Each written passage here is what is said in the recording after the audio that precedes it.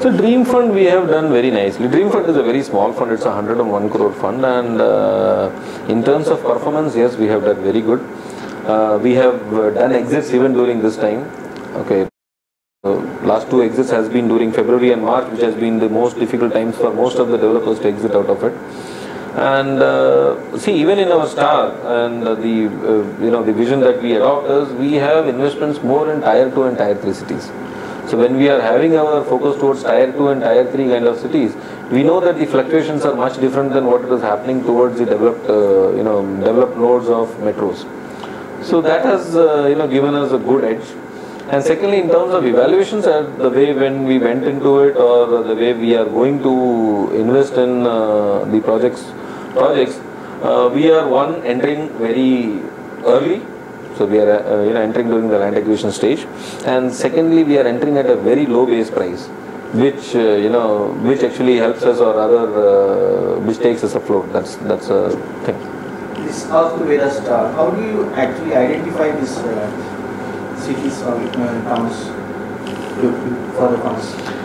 See, Arthaveda Star, we have identified 16 cities. We have earlier done an entire exercise that, okay, these are the XYZ 16 cities, so we are investing only in those 16 cities. We are not going away from those 16 cities.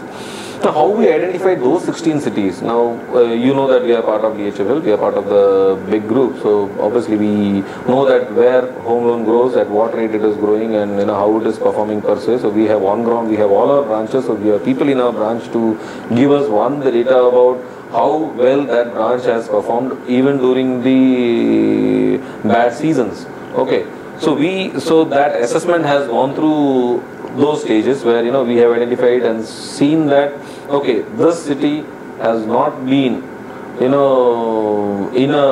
downgrading positions even during X reasons, or with Y reasons or Z reasons. So that's how we have come through that 16 cities. So until now it has been proven successful. Can you explain about this guiding principle value investing of in this Arthaveda? How has it helped? See, in terms of value investing, what we have done is we have identified each and every risk element of a particular project, and we have tried to address. In terms of Arthaveda Star, in terms of Arthaveda Anu, even in other products, what we do is we are just going to one level down to identify that what is that risk. Let me just, instead of quoting Star, let me just quote an example of Arthaveda Anu, how we are different in terms of value investing. See, what happens is the problem of any finance guy or any financer, for that, say whether it is bank or any fund houses, the difficulty is when you are investing, you are at a desk level. Okay, so your experience or your assessment ends at the desk level. What happens at the ground level and your desk level is the factor where it's very difficult to assess. So when we said Arthaveda Anu is going to look at subcontractors or project executor companies, there were big questions raised. Okay, how are you going to go to that level? Because sector per se is difficult, or infrastructure per se is performing well, but whether the subcontractors are performing well, how are you going to do? So we adopted a partnering approach. So what happened is we have identified Mahindra Consulting Engineers, who is on ground, who have done projects for Tamil Nadu Urban Development Fund and various kind of funds also. They have been auditors with them. So Mahindra Safed, we brought them on board, and we have analyzed each and every series of Mahindra, so we know. So in terms of ground reality, we know that, okay, at any point of time, we know what is happening on ground. We also know that, okay, till what stage it is progressed. That is number one. You need to get an independent assessment about what is happening on ground, at the same time an opinion of whether it is going right or wrong. So you need to have a consultant also who is capable of addressing these kind of things. That is number one. Number two, we said, okay, what kind of issues that we face when we are assessing people. So we brought in Brickworks along with us in terms of rating. So what we did, instead of rating the balance sheets alone, we told them that you need to go and find whether they have an office first. That is number one. Whether they have retained employees more than 6 months, that is number two. Because when you are going to invest into a sector which is project executor companies or the last mile companies, so you need to understand that, okay, these are also going to be an influencing factor when you are going to disburse them or give them any kind of financial assistance. Apart from the fact of looking at their balance sheet, because any contractor will have stock in their balance sheet, it will show a very big data. I am surprised how a contractor has a big stock. It's always a very questionable thing, but still it has. because that's the only option available for them to take care of working capital financing. Okay, so if I look at balance sheets, it will always be a balance sheet with all these things showing good figures, but I need something more than that. How many checks did he dishonor? Is there aggrieved, supplier which is with him? So these are things which you have asked with Brickworks, which since they are doing a lot of vendor management, they said, sir, we will be able to provide. So you need to go one step ahead to find out, okay, what are the things. Then we said, okay, on an overall project level, CARE will be with us because CARE is already partnering or is already there with us. So we have Mahindras, we have Brickworks.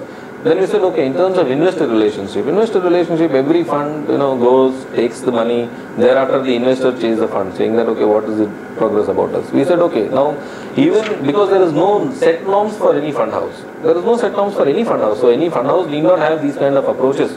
So what we said, okay, this is what we are going to follow, we are going to adopt a different approach. So we brought in BNP Paribas Sundaram with us, who are again SEBI registered people, so who can do the investor relationship, that is one, the NAV calculations, the investors communications, so that any investor need not walk to my office, he can just one, get all the informations online, he can get all the informations from the regular communications which is going to happen through BNP, because they themselves know their business of how to do, because they are managing huge amount of assets of all the mutual funds as well as they are managing their funds. Okay. So we said, okay, let's adopt this partnering approach, which will be very important to us. So, this is how we are bringing in, that is number one. Then what we did is we went across, we discussed with a lot of contractors on ground, we have signed up with some of the contractors, and we have empaneled them. We said, okay, we may not be investing in your XYZ project, we will empanel, we will watch you. So you keep updating your profiles with us. So we get the updates. Now the March and October has gone. So we have started receiving all their revised balance sheets. So we have empaneled them. We said, okay, we will empanel. We will see what is the kind of performance. Then maybe we'll look at it. So it's again a different approach which a fund is adopting. What we have also done is this is a 3 years fund instead of 7 years, 9 years kind of infra fund. Is there anybody else doing this kind of thing? Any other kind of? No, currently there is no fund which is doing this. Artaveda Anu is the only fund which has this kind of approach, and even in we have got this 3 years fund, and what happens is we come in more as a debt product. It's a debt product only because finally a contractor needs money during the initial phases, maybe over 12 months he need, or maybe 18 months post that he doesn't need. But the ticket size was very small. The ticket size is 5 to 20 crores, not more than that. See, the reason large is volumes. See, our fund size itself is 100 plus 100 crores only. So when we say it's an infra fund, it's a very minuscule fund. I mean, when I compare myself with infra debt fund 2000 crores, 3000 crores, it's only 100 crores kind of fund. So, that's the size. And the reason is it's going to come in series. We have a 1500 crores kind of vision, but we want to test it through this route. We need to have some set investors with us, so we are in discussion with a lot of our existing bankers who have been very cooperative with us because of their Dream Fund good performance, as well as Star there they have invested, so they are quite willing to partner with us in this particular fund, so that we can carry forward for for the next series. We have 5 series planned out, so the overall 1500 will be on 5 series, and with an offshore compositions also. So that's how we are looking at Artaveda now. Offshore will be NRI? See, I can say that it's going to be a fund outside, so it has to be invested. It cannot be restricted to NRI. It could be anybody.